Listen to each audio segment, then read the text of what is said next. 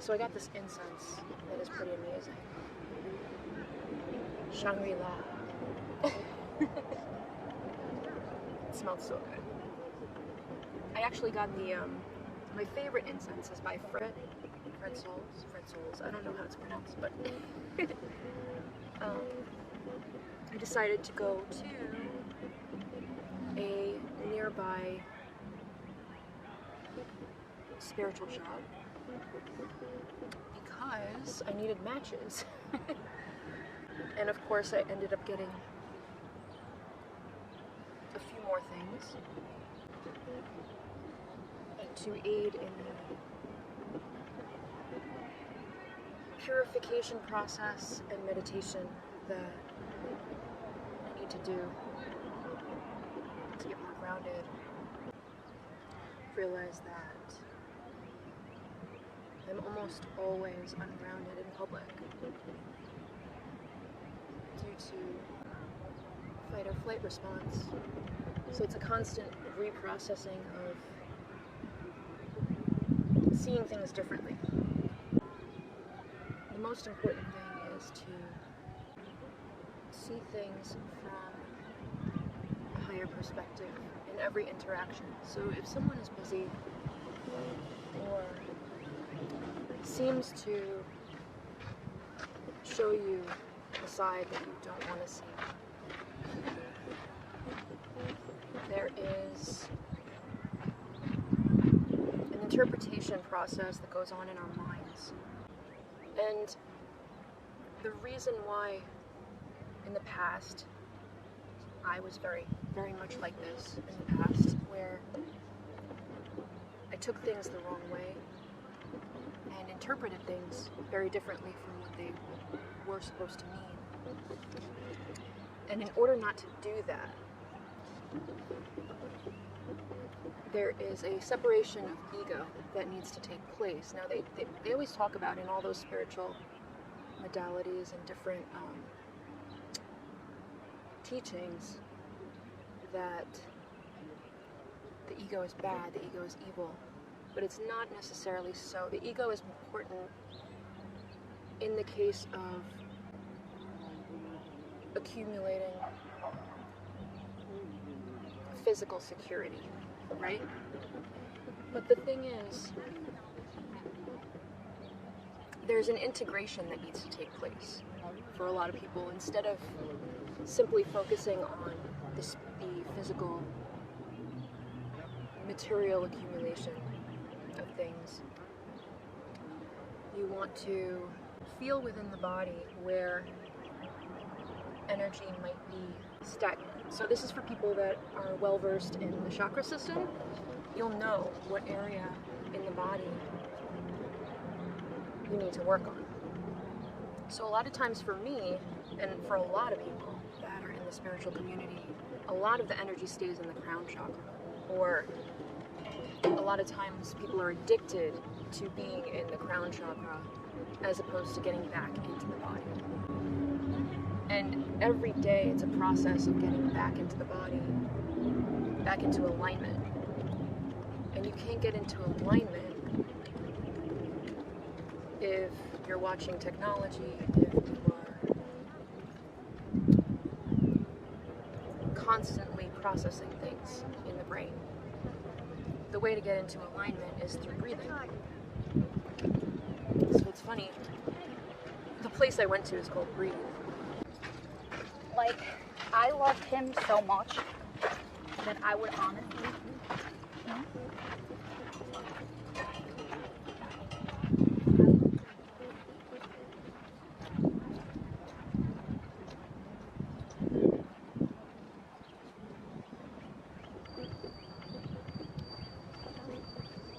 many of us right now are making some very difficult choices. And for some, choices are not so difficult at all. But the question becomes, if you're only choosing fun or happiness, what is the cost for you? Now, some people don't have a cost. It all depends on person's unique values, each person's awareness of themselves. So for some people it's okay to kind of live in the moment. Sometimes living in the moment is not conducive to a person's life path.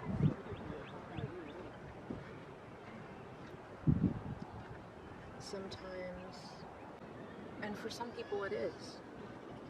For some people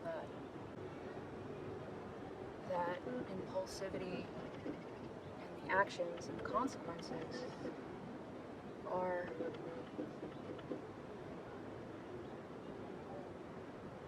the most beautiful part of their journey for some people, because then they're able to channel those experiences into their creative processes.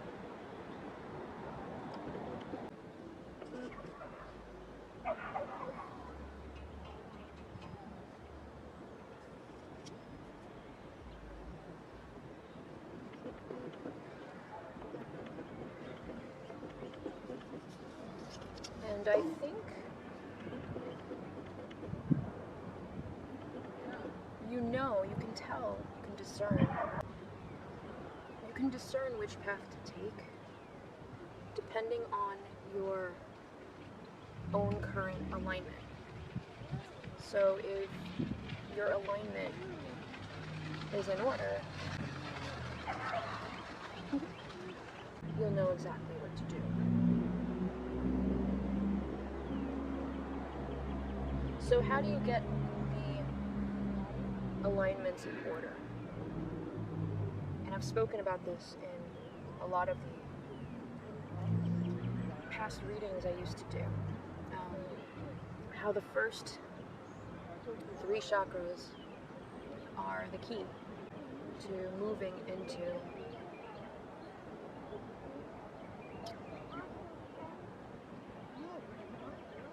ascension. The first 3 chakras are always the key to moving into the higher realms. You're not going to ascend right away, but there is a deep understanding of how those first 3 chakras are balanced and what actions need to be taken in every circumstance. Because that's kind of why many of you watch these videos, right?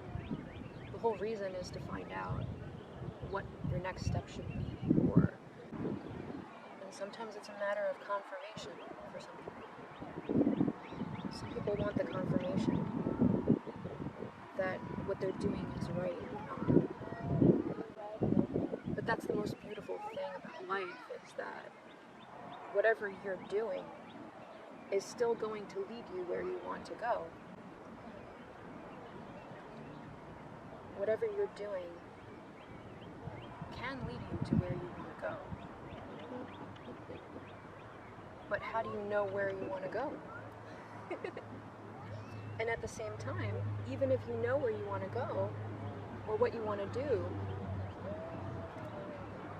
how do you know once you get there that's really what you want?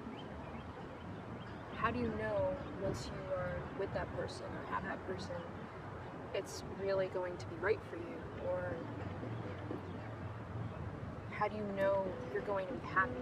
These are the questions people continue to ponder on and try to figure out is,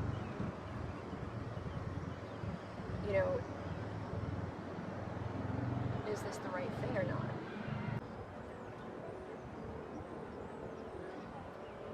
You know if it's the right thing in every moment if it makes you feel good on a heart level. There's a difference between the feelings that come from the sacral chakra and the feelings that come from the heart chakra. There's a very big difference between the two. And if you can decipher where the energy is primarily concentrated in every moment or in certain situations, you'll be able to know what the next step to take is. So anyone who tries to tell you anything in any of these videos, it's not a matter of following what people tell you, because the greatest teachers on the planet are only going to teach you how to see the truth in yourself. And you can only see the truth in yourself when you begin to let go, when you begin to surrender control. Surrendering control is not understood by those who still have a lot of fear or worry or trauma even with the things that they went through. Right now, I can feel energy behind my sinuses, and it's funny because for such a long time in the last few years, I thought it was a health issue.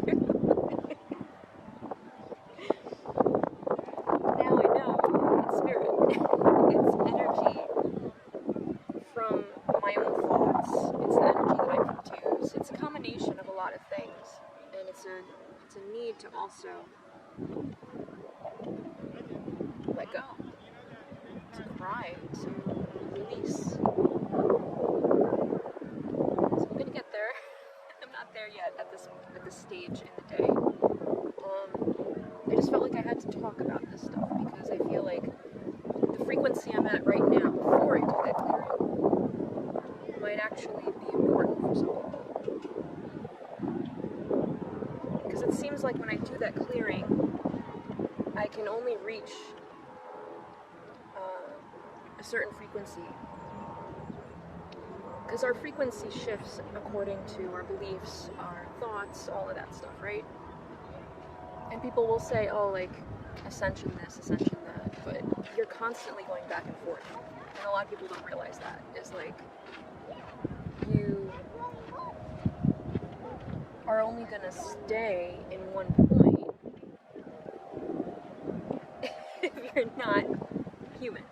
If you're like a statue, basically. There's always an oscillation taking place depending on environment, depending on thoughts, depending on what you focus your attention on,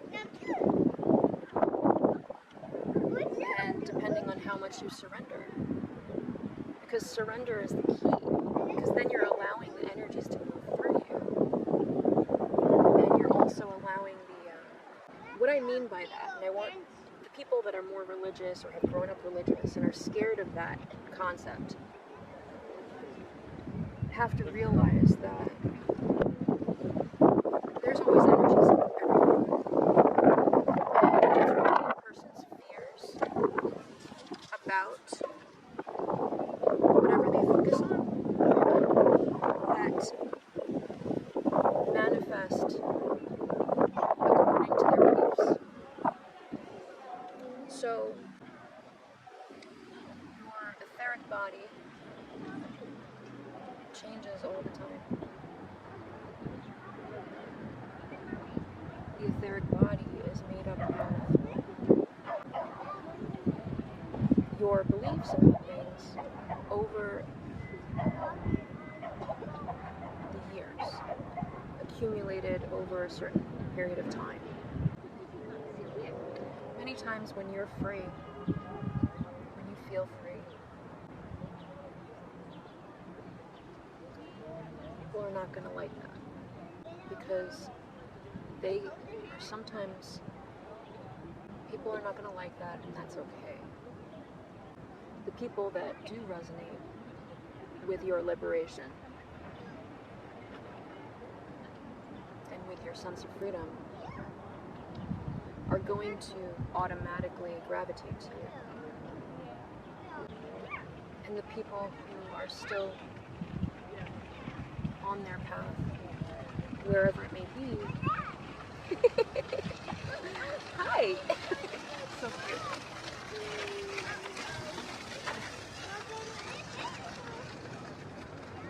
The people who are on their path, wherever it may be, are always going to be at the right place for them. So the more that we let go of how we want others to be, or how we want them to live, because we think that that will make them happier, or make them whatever it is you want to see them be. The more you let go,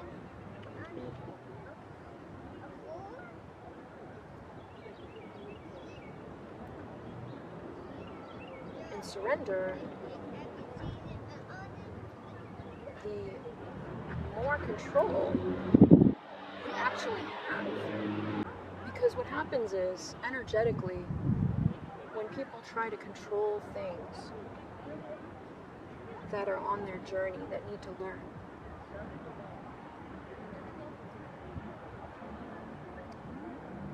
the one that controls the most is the one that usually suffers.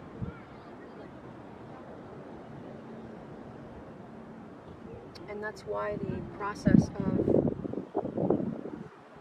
detachment from the outcome, detachment from